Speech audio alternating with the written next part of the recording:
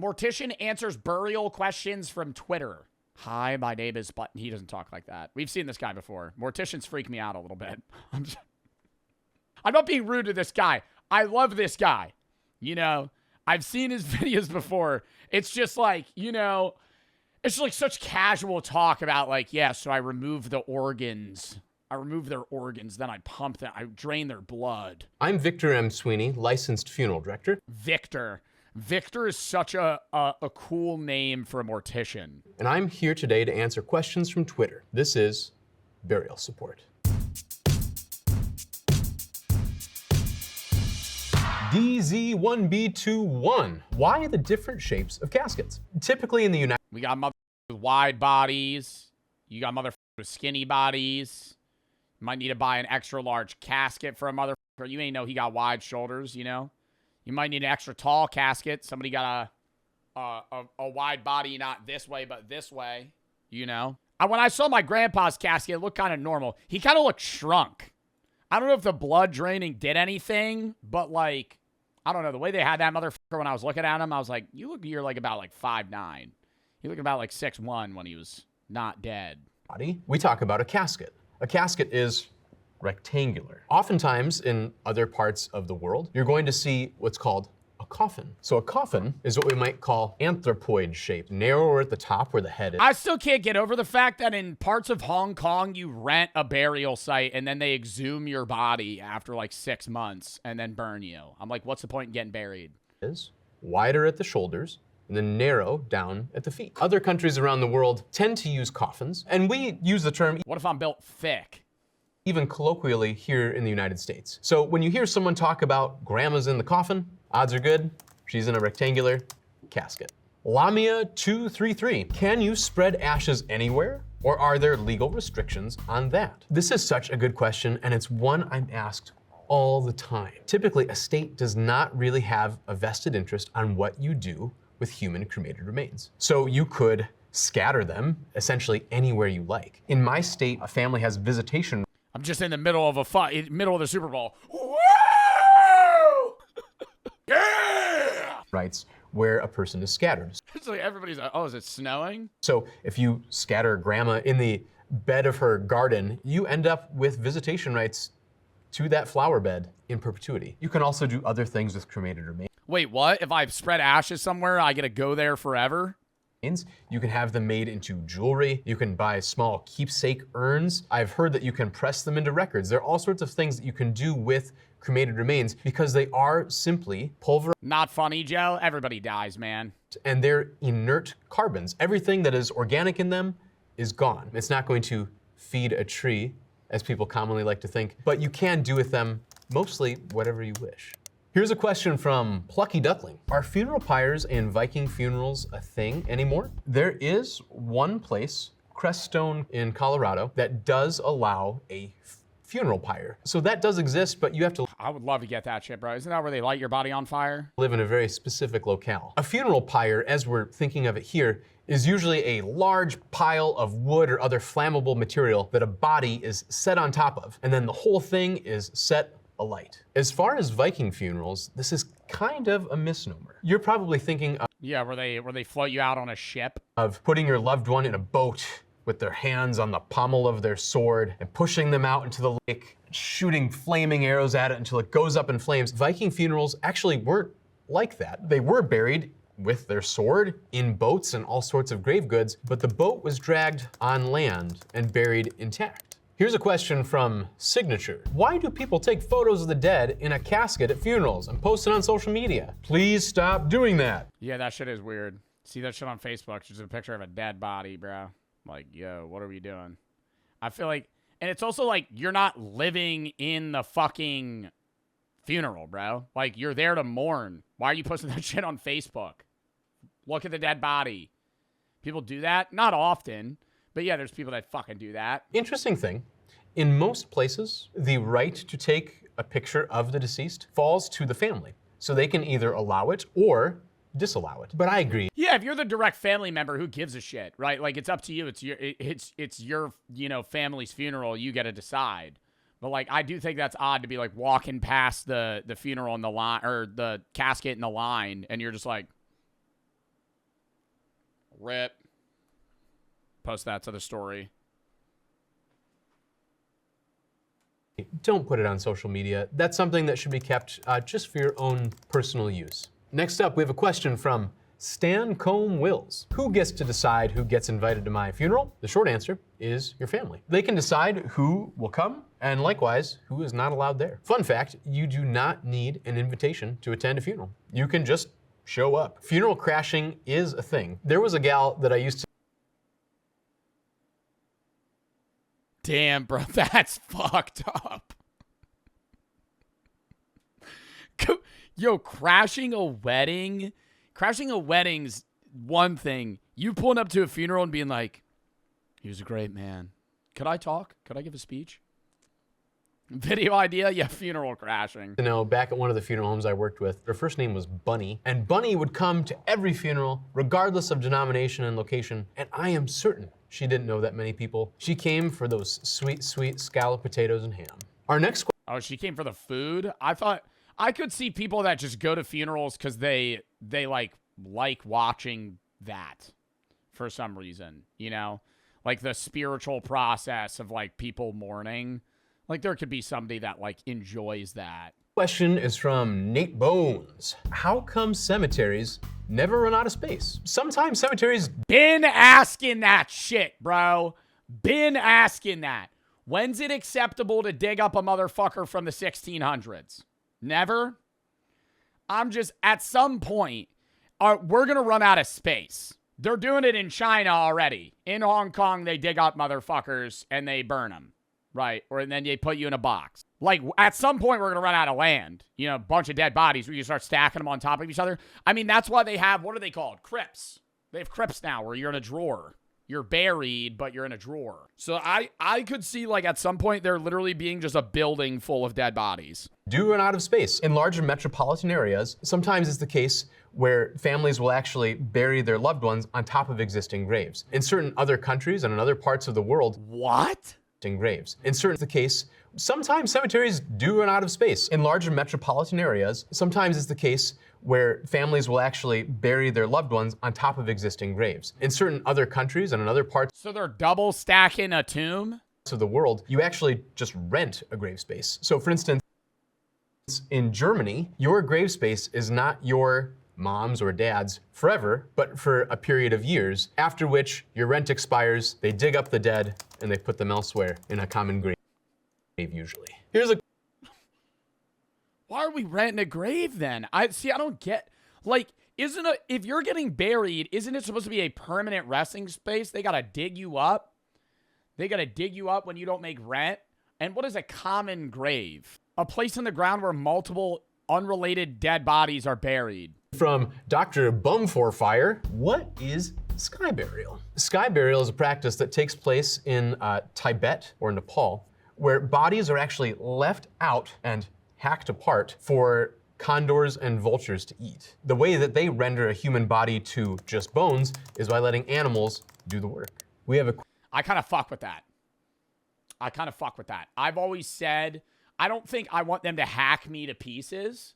I think you just chuck my ass in the ocean. Not off a pier, you know, drive out 10 miles, throw my dead body in the water. Throw my dead body in the water, tie my ankle to a cinder block, and then the fish will eat me. Question here from Teaspoon. Do funeral homes have busy times of the year, or is it just dead all year? Fall and spring are going to be the busier times of year. Fall, because the weather change has something to do with there being more deaths. And spring is usually busier, especially where I'm from, where it's cold. We have a normal workload, and more people die in the spring and the fall. And then all sorts of burials that we had to delay over winter. That end stretch of winter into spring, when everything starts to melt, the ground is simply too soggy to even set foot in the cemetery, let alone bring a whole line of cars and a casket. From fall and spring are the busier times. Fall because the weather change has something to do with there being more deaths. Spring is usually busier, especially where I'm from, because where it's cold, we have to do all the burials we had to delay over the winter. From Kai Schwa. Why are funeral homes always family owned? Interestingly enough, more and more, we're seeing funeral homes get bought up by corporate entities. So it could be that you're... On God, I'm hearing this motherfucker's tummy rumble. Listen. We're seeing funeral homes get bought up by corporate entities. I'm hearing his stomach grumble. No, it's not mine. So it could be that your local funeral home, despite being called the Smith family funeral home, is actually owned by a larger conglomerate who might operate 5, 6. Somebody get this guy a Cliff Bar. Sorry. Family funeral home is actually owned by a larger conglomerate who might operate 5, 6, 10 funeral homes in your area. I think you'll always find that the business where you know the owner and they live in your locality and they shop at your stores are generally going to be more caring and more transparent than the ones that are there simply to turn a profit. Well, I mean, they're all there to turn a profit, but yeah, you're more open to people that are localized versus like, imagine like Amazon had a funeral home. You'd be like, okay, well, I don't really want to do that. You know, you'd rather go with somebody that's like local and actually gonna care. But at the same time, I think it'd be a cool rule to have all morticians have to walk around like Grim Reapers. Like they should have an aura that surrounds them and like a song that plays on like an organ.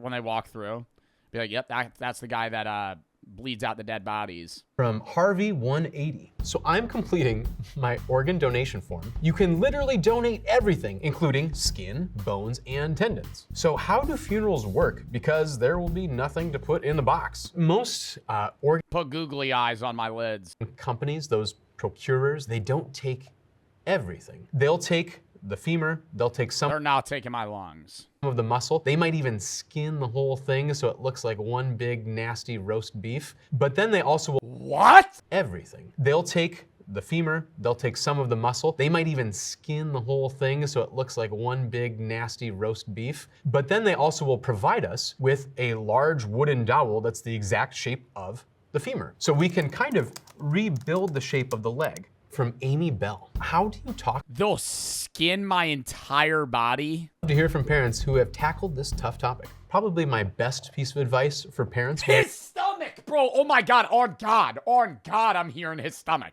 Love to hear from parents who have tackled this tough topic. Probably my best piece of advice for parents when they talk to kids about death is don't say, it's like grandpa fell asleep. I think little kids can conflate the two. I would say be honest with children about death. Tell them the reality that someone is no. Yeah, dude, when the family dog dies, he just ran away.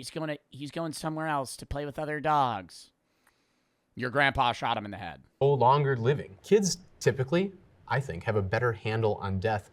And really, especially elementary school age children, I think they have a want to be involved when they come to a funeral. There's so many times where I see families come and they ain't get that shit, though. They don't understand that shit. That's why it's like, because they're not actually mourning, bro, because they don't understand it. If you're like 6 and somebody dies, did you ever go to a funeral when you were like 7 years old? Bro, none of that shit makes sense. None of that shit makes sense. I remember I went to a funeral when I was probably 7 years old. I was going to say 6 or 7, but probably 6 or 7. And it was like my great aunt. And I was just like, I want to go home. I remember that.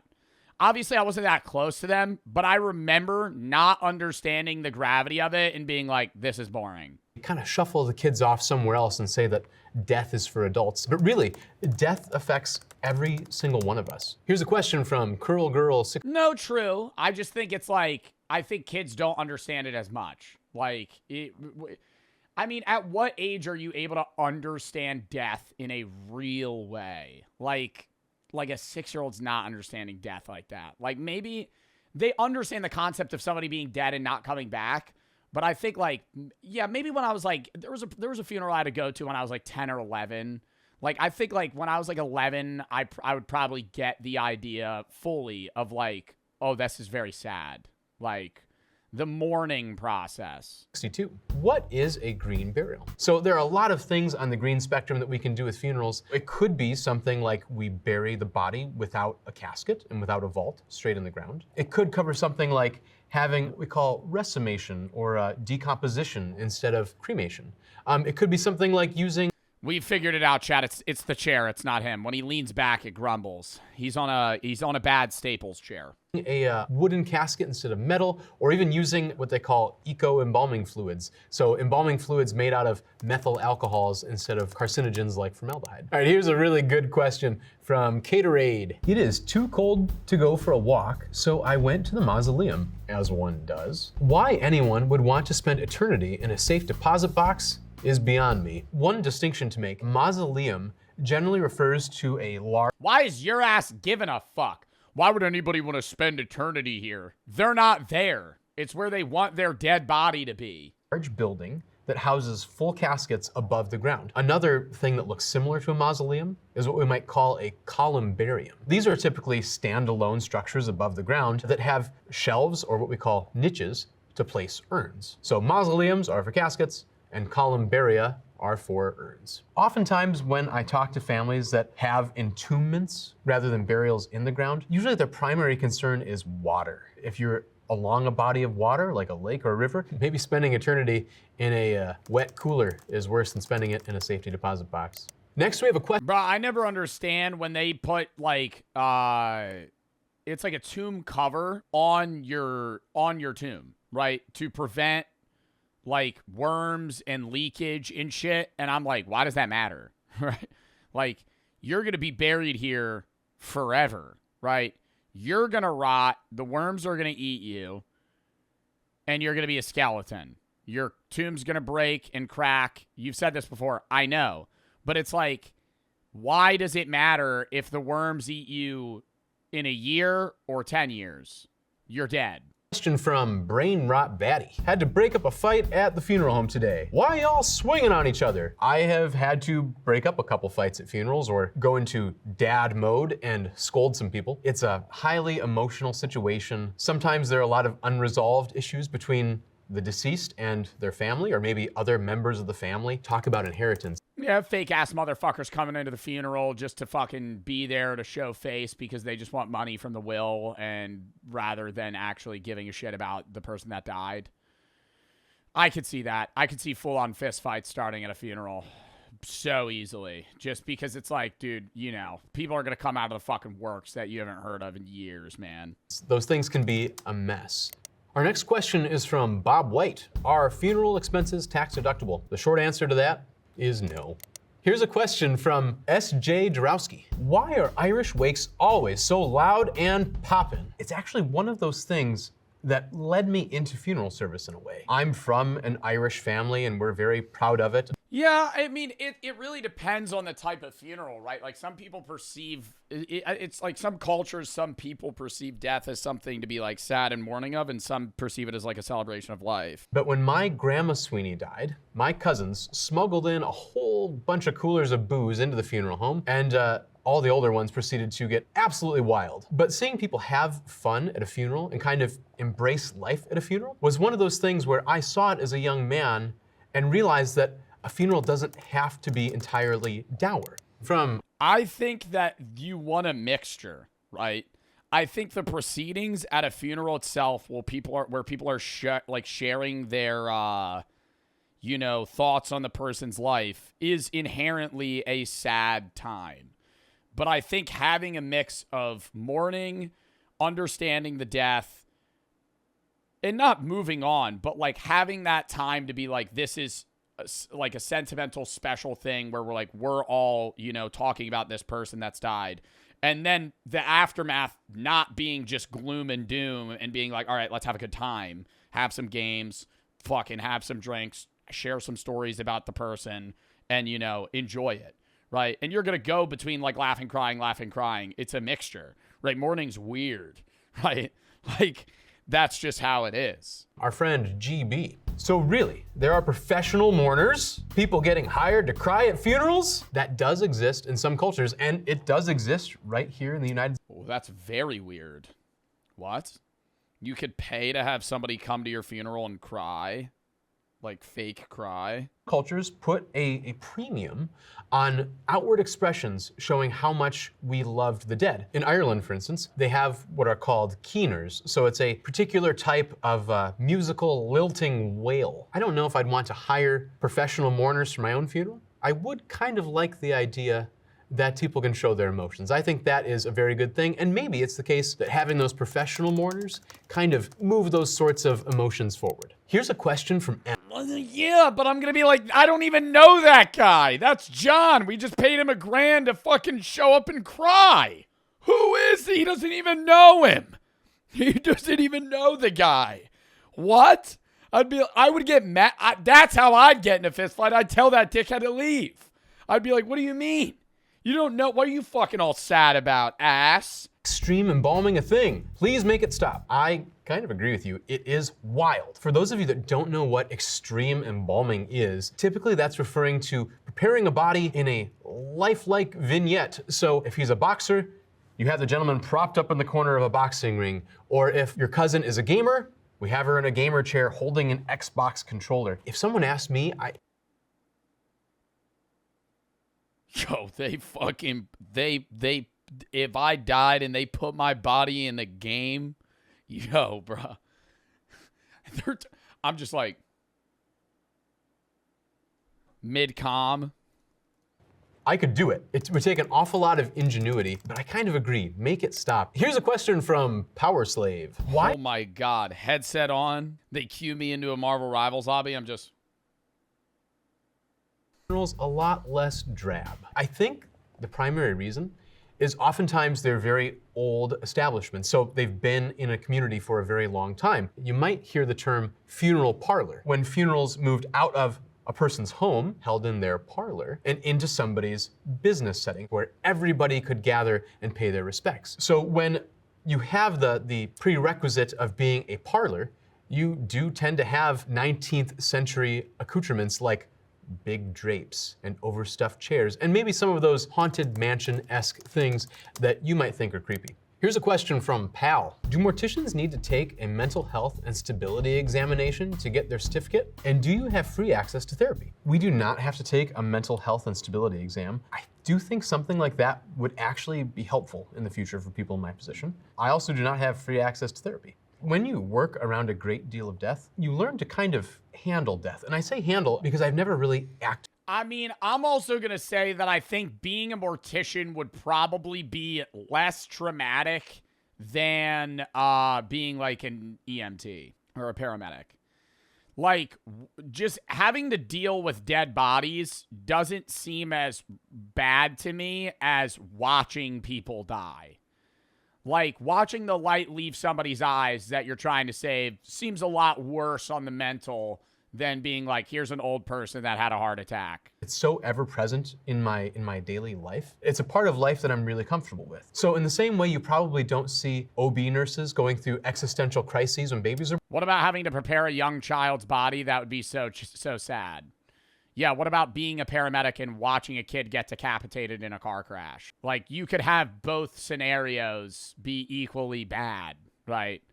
Like, okay, what the fuck, Joe? I'm not, that's graphic. I know it's graphic. That's what paramedics deal with. Like, if you know a paramedic, that's not too far. I'm not making a joke.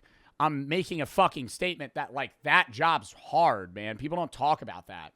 I'm not going through existential crises when somebody dies. One in, one out, and I'm just here to help serve you guys. Lo Josimo. Why do people plan funerals before someone dies? Hashtag grandma's still kicking. I would say we're seeing more and more people pre-plan their funerals simply for the reason that people want things done the way that they want it. The best thing a person could probably do, short of talking to your local funeral home and doing formal planning, would be to write down what you want, at least the basics, whether it's cremation or burial or maybe a mix between the two. Write that down somewhere. Yeah, usually in your 20s, well, you should write it down, but in your 20s, you're usually gonna make some sort of rough rudimentary will of like assets and then also wishes. And make sure your loved ones have it. From Carly Star 82. Why are funerals so expensive? Feels like a scam. Usually when we're planning a funeral, there may be 3 subsections that a family has to pay for. The first one is professional services. That would include things like setting up the funeral and going to it and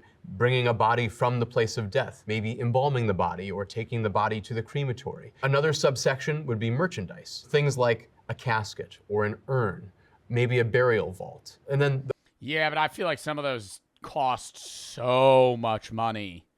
And I know, bro, they got to be profiting off of it. I mean, that's what a funeral home is. Like, a funeral home is a business, right? They have profit margins.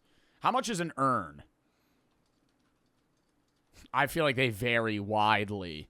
$75 to $350. Not that bad. How much is a casket? $2,000 to $5,000. See, I mean, yo, put me in a cardboard box. $5,000? $5,000 for a fucking casket. The third section are what we call cash advanced items. So things like your gravedigger, your funeral lunch, flowers, newspaper obituaries, all the other odds and ends that are tangentially related to the funeral will get conglomerated into one big bill. So usually when a family receives, let's say, a $10,000 funeral bill, it will include part that goes to the funeral home, but a lot of it's going to be paid out to everybody else that participates to make the thing possible. Our next question is from SOS Fitness. Do funeral homes charge extra for plus-size coffins? Yes. The answer is yes. Being that there are more materials that go into a plus-size, or what we call an oversized casket or coffin, means the price goes up. Here's a question from... That's not how it works with shoes, Mr. Victor. So why is it doing the same thing with caskets? Interesting. No, it's because usually, I think it's because the majority of dead bodies will fit in a casket unless you need a plus-size casket. Whereas, like, shoes, everybody has a different shoe size. But I have a shoe, like, if my shoe size is, like, 11 and a half, your shoe size is 5, me and you are still going to fit in the same fucking coffin. But now you have a guy that's 6'6" and 430 pounds. That guy needs to go in a special coffin. Tyranny 1. Is wearing black to funerals still a thing, or can I wear any neutral color? You can wear any color you want. I've had families where they want the funeral to be more of a celebration. I've had families come wearing all Hawaiian shirts, or all sports jerseys, or everybody wears purple because that's grandma's favorite color. Next up, we have a question from Sabru Atik. How to write a eulogy? I'm not good with words. I actually had to give the eulogy at my best friend's funeral when he took his own life. And that's an extremely challenging thing. My goal with that was to talk about my friend's life, but then talk about kind of those universal values that we all share. So things like unconditional love and... Yeah, you kind of want to relate back to the people that you're speaking, right? Like, when I spoke at my grandpa's funeral, like, I'm not gonna bring up my philosophical views, right? I'm not gonna air out on stage that I don't think he's in an afterlife. But what I said was along the lines of, like, praising him as a father figure in my life, and then relating back to the fact that his memory will live on within us, and I'll remember him in my own life until the day that I die, and then it's my time to be remembered, right? So it's like I'm still sharing my view, but something that's relatable to everyone regardless of what specific beliefs they have. And then it's just praising that person's life and, you know, showing that you know, are remembering them. What he taught me about patience. Those are all universals that I think we Yeah, teaching is a big thing, like a lesson you've learned. Can all understand, and those are really, really good topics for a eulogy. Here's a question from Return of the Goth. Is it a Southern thing to pull over out of respect for the dead for a funeral procession? Or do you all who are elsewhere do it too? It has always confused and irritated me. They're dead. I don't know them. I'm on my lunch break. Move it. It really depends on where... You should pull over for a funeral proceeding of people. Does that make sense? Like, if I'm at a stoplight and they all got their flashing lights on and I could tell they're all a part of the same party, I'm going to wait for them. That's just respect. It doesn't matter if you don't know them because you're going to be in a similar situation as them. You're going to want them to wait for you, right? Like, I don't care. Like, I'll wait that 5 minutes. Where you live in the country. Where I grew up in the state of Michigan, it was very customary when you saw a hearse go by, you pull over and let them through. Where I live now, that's not usually the case. In fact, I've been in trouble often enough for driving the hearse down the very middle of the road on the dotted yellow line to get people to pull over, only because I have a place to go too, and typically it's a little more time sensitive than your lunch break. Maybe instead of being irritated, you could think of it as a gift you could give to the family of your time. It's usually only a little bit. I think it's a societal respect, you know? Even if you don't know It's the same thing. You're basically saying I'm sorry for your loss silently by just having the common courtesy to fucking move out of the way, you know? Like this, they're all dealing with somebody that died. You don't know them, but like, you're basically being like, oh, sorry, you know, let me move out of the way.